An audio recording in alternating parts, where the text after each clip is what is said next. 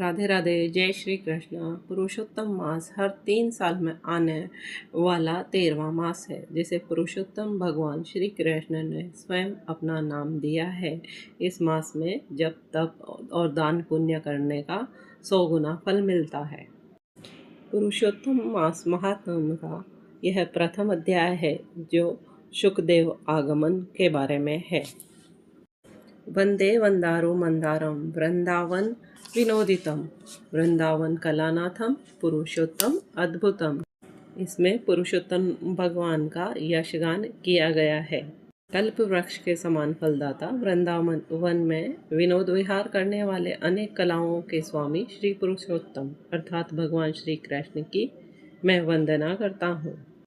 एक समय की बात है, नैमिषारण्य में एक बहुत बड़ा यज्ञ करने के लिए तीर्थ में देवल, असित, रथितर, ऋभु, कपिल, रेम्य, गौतम, मृदुगल, पेल, सुमंत, पिपलायन, सुमति, कश्यप, बुद्ध, बोधाय, वसु, कौंडान्य, पृथु, हारित, धूम्र, जावाली, भृगु, अंगीरा, वामदेव, सुतीक्ष्ण, सरभंग, पर्वत, आपस्तंभ, मांडव्य, अगस्त्य, कात्यायन, कौशिक, गालव, ऋतु, अत्रि, वभ्रु,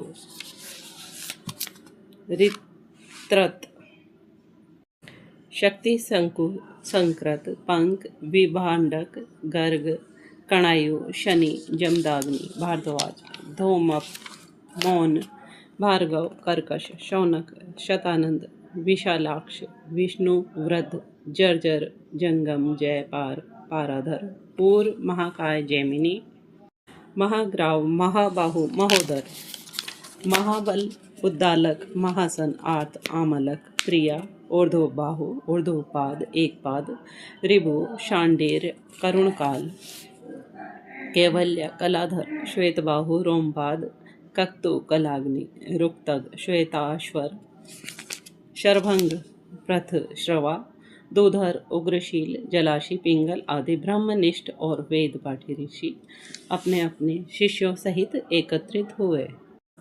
तीर्थाटन करते हुए सूत जी महाराज भी उसी समय अपने शिष्यों सहित नैमिषारण्य में पधारे। उन ऋषि मुनियों ने सूत जी को देखा तो सभी एक साथ आदर के साथ खड़े हुए।